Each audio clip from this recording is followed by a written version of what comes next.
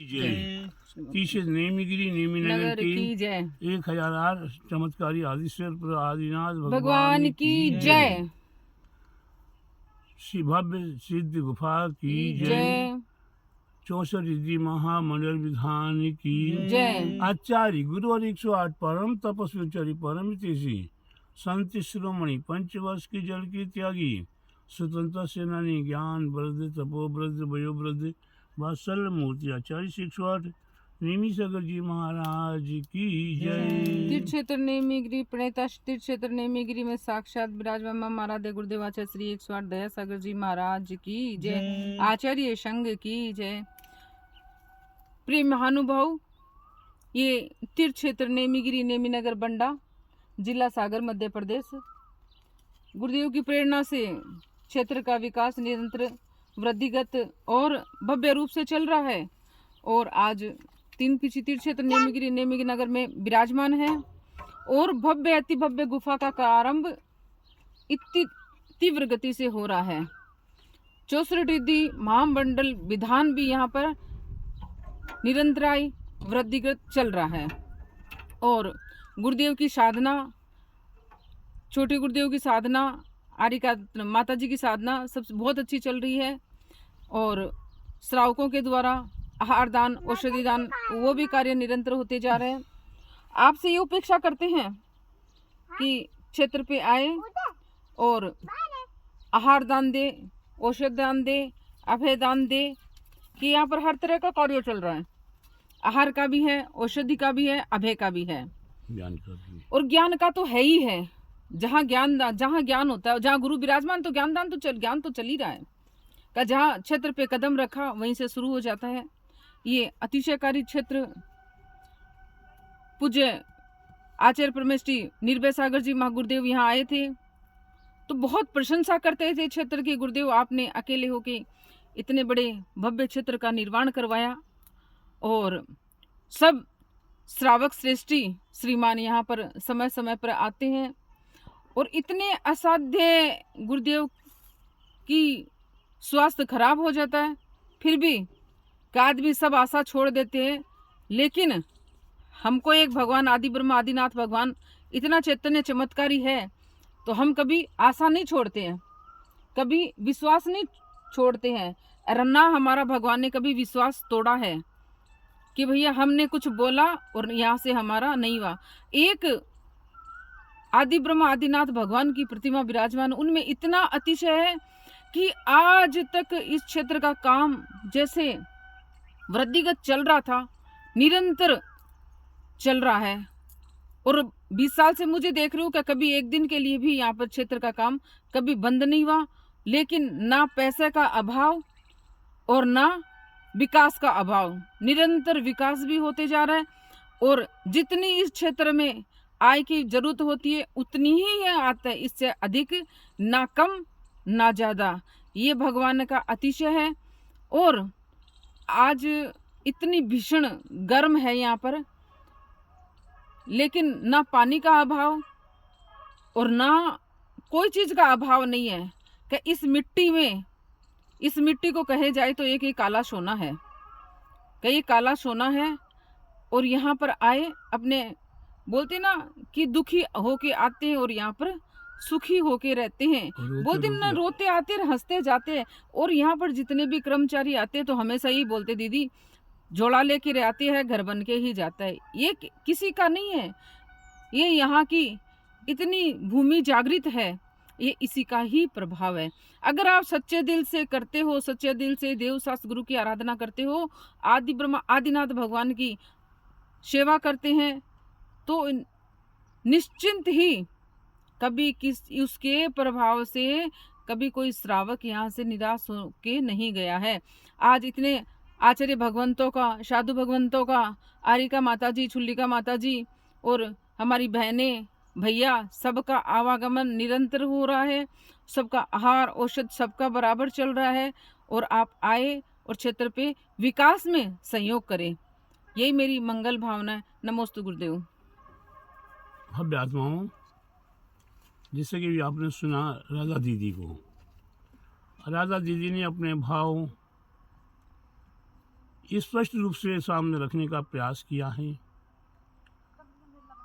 ये सभी हमारे 16 कारण भावना में एक भावना आती है, धार्मिक प्रभावना। पूजा पाठ विधान प्रतिष्ठा करते, मंदिर बनवा कर साधु समागम करते, यह धर्म भावना ही है। भवहारी, बस यही भावना रहे सदा ही हमारी। हमारी भावना कैसी रहे? पूजा पाठ विधान अनुष्ठान, मंदिर बनवाना, साधुओं का समागम करना, ये सब क्या है? धार्मिक प्रभावना अंग का एक अंग है। प्यारे बंधु, जिन्होंने पूजा में मन लगा लिया, पाठ में मन लगा लिया, विधान में मन लगा लिया और मंदिर बनवाने में मन लगा लिया, प्यारे बंधुओं, यहाँ मंदिर बनेगा, वहाँ पंच कल्याणक प्रतिष्ठा महोत्सव होगी। और जहाँ पंचकर्ण प्रतिष्ठा महोत्सव होगा, वहाँ पाषाण से धातु से भगवान बनेंगे। और उससे पहले प्यारे बंधु, हमारे जो भव्य आत्माएं हुआ करती हैं, जो अपने जीवन में नाना प्रकार के संसार के विकल्पों में डूब रहे हैं, वे अपना तन, अपना मन, अपना धन मंदिर मूर्तियों की संरक्षण एवं संवर्धन में लगाते हैं। और इसके उपरांत फिर पंच कल्याणक प्रतिष्ठा महोत्सव में कोई सुधर्मेंद्र, कोई ईशान इंद्र, कोई शरद कुमार इंद्र, कोई महेंद्र और कोई माता पिता, कोई कुबेर आदि आदि पात्र बन के अपने जीवन को धन्य धन्य करने का प्रयास करते हैं। मैं भगवान से यही कामना करता हूँ आप सभी भव्य आत्माओं के प्रति कि आप सभी भव्य आत्माओं को ये 16 करण भावना आपके दिल में प्रवेश कर जाए और 16 करण भावना के अनुसार आप इन धर्म की प्रभावना में अपना तन मन धन अर्पण समर्पण करना शुरू करें। यही मेरा आप सभी भव्य आत्माओं के लिए मंगल आशीर्वाद है। और मंगल आशीर्वाद में कोई लड्डू नहीं होता है, कोई पेड़ा नहीं होता है, कोई हलवा नहीं होता है। आशीर्वाद में गुरुवर ने अगर कि अपने सामने दोनों हाथ या एक हाथ या दृष्टि उठाकर भी अगर हमें आशीर्वाद दे दिया या आशीर्वाद शब्द बोल दिया, इतना ही पर्याप्त है। ये औषध रिद्धि के अंदर ये 2 रिद्धियाँ आती हैं राजा जी। गुरुदेव। कौन कौन सी रिद्धि? आमर्ष औषध रिद्धि और दृष्टि रिद्धि, दृष्टि विष रिद्धि। प्यारे बंधुओं, ये रिद्धियाँ उत्पन्न होती हैं आशीर्वाद शब्द में। कोई कितना रहस्य छिपा हुआ है, कितना राज छिपा हुआ है, अगर आप उसमें प्रवेश करके देखेंगे तो मालूम चलेगा। और प्यारे बंधुओं, केवल गुरुवर ने हाथ उठा दिया, दृष्टि उठा के आशीर्वाद बोल दिया, प्यारे बंधु सोने में सुहागा हो गया। अगर कहीं प्यारे बंधु रस रिद्धि, वही रस रिद्धि आर्स विष रस रिद्धि और दृष्टि विष रस रिद्धि। प्यारे बंधुओं, अगर किसी साधु संत को किसी ने सताने का प्रयास किया, किसी को छेड़ने का प्रयास किया और साधु ने अपनी तप त्याग साधना की है, नमक आदि पदार्थों का त्याग किया है, तो उन्हें अच्छी महानस रिद्धि क्या, उन्हें आर्ष विष रिद्धि प्राप्त हो जाती है, दृष्टि विष रिद्धि प्राप्त हो जाती है। जो केवल मात्र कुछ नहीं कहते, कुछ नहीं करते, आशीर्वाद शब्द में ही वही सामने वाले को सांस लेने का अवसर नहीं मिल पाता है और प्राण गंवा देता है। प्यारे बंधु, दृष्टि दी वही दृष्टि बात उठाते हैं। क्रूर भरी दृष्टि के माध्यम से सामने वाले भक्त को पल भर भी पलक झपकने का भी मौका नहीं मिलता और वह मृत्यु को प्राप्त हो जाता है। इस साधु